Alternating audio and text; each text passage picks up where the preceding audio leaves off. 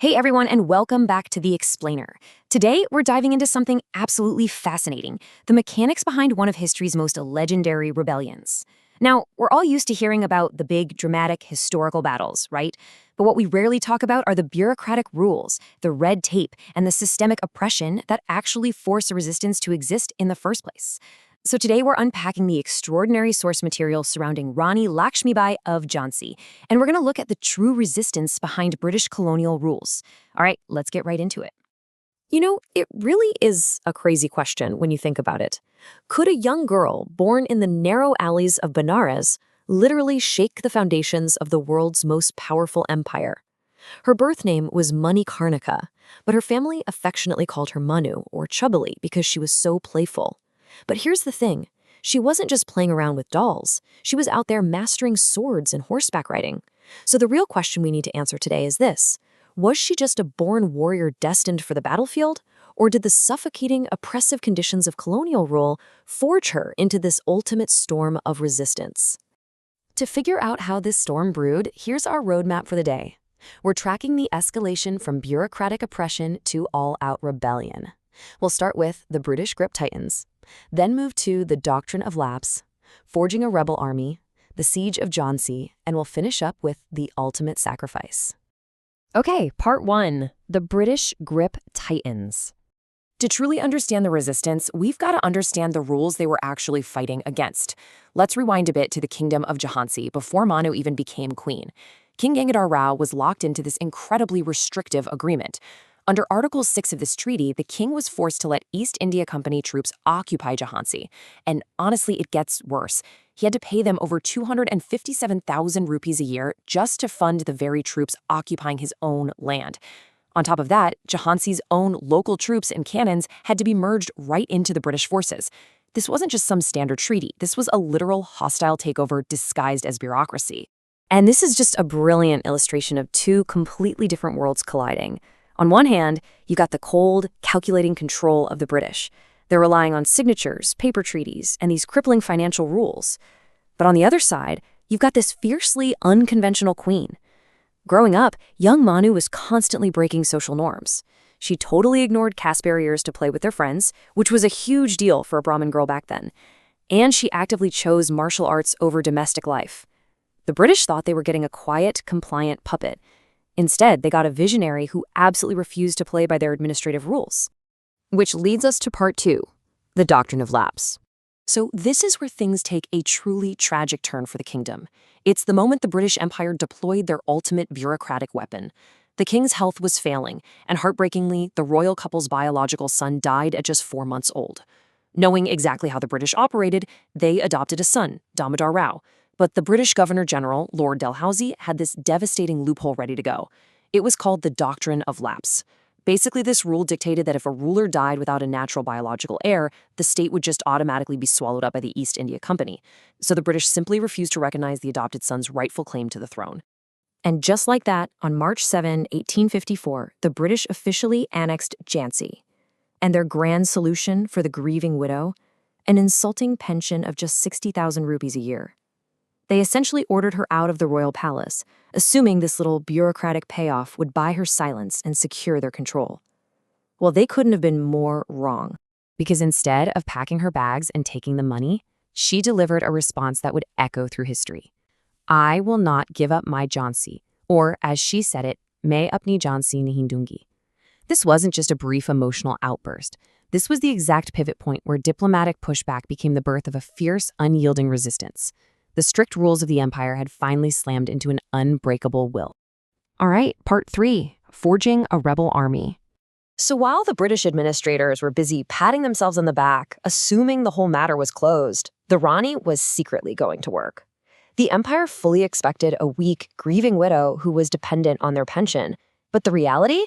Ranilaxmi Bai was busy organizing the Durgadel, a fiercely dedicated women's army. She's out there recruiting farmers, everyday citizens, and even pardoning outlaws like the famous dacoit Sagar Singh, turning them into deeply loyal soldiers. She built a highly efficient intelligence network right under the colonizers' noses, so she knew their every single move. She wasn't just reacting to their rules, she was strategizing. And she definitely wasn't alone in her anger. The local resistance in Jhansi was lining up perfectly with a massive nationwide boiling point. The 1857 mutiny was escalating fast. The British had introduced these new rifle cartridges that were heavily rumored to be greased with cow and pig fat, which was incredibly offensive to both Hindu and Muslim soldiers. This kind of systemic, careless disrespect for religious beliefs ignited a total powder keg. We see the spark happen with Mangal Pandey's rebellion and execution, and by May 11, 1857, a massive uprising had erupted across the entire country. The bureaucratic arrogance of the British had literally sparked a full-scale war. Moving into Part 4, the Siege of Jhansi. We are now at the intense military climax of our explainer. This nationwide mutiny gave the Rani the perfect opportunity to fully reclaim her kingdom. But, of course, the British were soon marching right back to take it by force. General Hugh Rose showed up expecting a quick, easy surrender, but instead he hit an unbreakable wall. The fort withstood 15 continuous days of heavy artillery bombardment. The Rani's forces fired back with these massive, legendary cannons, with names like Kadak Bijli and Bhavani Shankar, just wreaking absolute havoc on the British camps. And the most remarkable part? The Rani wasn't hiding away in a bunker. She was right there on the front lines, personally checking gunpowder supplies, standing next to the cannons, and keeping her troops fired up, all while keeping her young son close by. So, with a defense that strong, how did the fort actually fall? Well, betrayal from within. When the British realized they couldn't break the walls with just raw artillery, they fell back on a different kind of tactic: bribery. They paid off traitors inside the fort who snuck down and opened a secret door in the dead of night. The enemy flooded in, and it led to a brutal massacre. Jhansi wasn't lost because the British had superior military might. It was lost to internal betrayal. But Ranilaxmi Bai, she still refused to surrender. What happens next is literally straight out of a movie, one of the most daring escapes in all of history. First, she tied her adopted son, Damodar, tightly to her back. Next, she mounted her horse and physically jumped from the high walls of the fort straight down into the pitch-black night. And then, leaning entirely on her phenomenal horseback riding skills, she managed to evade thousands of searching British soldiers, navigating this incredibly treacherous terrain just to safely make it to the town of Kalpi.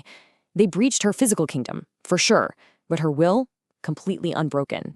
Which brings us to our final section, the ultimate sacrifice. This is the tragic yet incredibly triumphant final chapter of her campaign. Losing Jhansi forced a pretty brilliant evolution in her strategy. She totally pivoted away from traditional, static fort defense and embraced highly unpredictable guerrilla warfare. She teamed up with another legendary resistance leader, Tatya Tope, and together they used ambush tactics that absolutely terrified the British generals. In this stunning masterstroke, they actually managed to capture the heavily fortified Gwalior fort. General Hugh Rose even wrote in his own journals about his sheer bewilderment at her relentless energy and tactical genius. But look, eventually the sheer overwhelming numbers of the British military caught up to them. On June 18, 1858, the Rani made her final stand near the Sonareka River in Gwalior. And the situation was just incredibly dire. She was completely surrounded, massively outnumbered, and to make it even worse, she was riding a new, unfamiliar horse that stubbornly refused to jump across a critical valley stream. She was basically trapped right there on the battlefield. And this brings us to the visceral, brutal reality of her final moments. Even cornered, she fought like a force of nature. She was suddenly struck from behind by a British soldier, taking a devastating sword cut to the head. And amidst all that chaos, she was also shot. But amazingly, she didn't just collapse. Bleeding heavily, she fought back fiercely with her left hand, severely injuring the soldier who attacked her. Mortally wounded, she finally fell from her horse, and her surviving, loyal soldiers quickly carried her out of the immediate fray and over to a nearby temple. But even as she lay dying, her mind was focused on one last act of defiance. Her final command to her soldiers was crystal clear: burn my body before they touch it. She wanted to absolutely deny the British the satisfaction of capturing her, whether she was dead or alive. And her soldiers honored that final wish. By the time the British troops finally breached the temple perimeter, there was nothing left for them to capture, just the smoke rising from her burning pyre. Even in death, she won the ultimate victory over their rules of conquest. Which leaves us with a really provocative thought to end on. Yes, a physical kingdom was lost, but an immortal revolution was ignited in its place.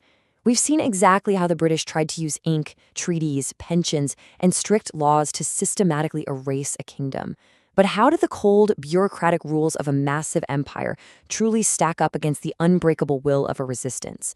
The British had all the money, all the resources, and all the laws on their side, but Ranilaxmi Bai proved that a spirit forged in the fire of oppression simply cannot be legislated away.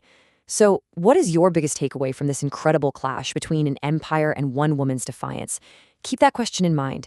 Thank you so much for joining me on this explainer, and keep learning.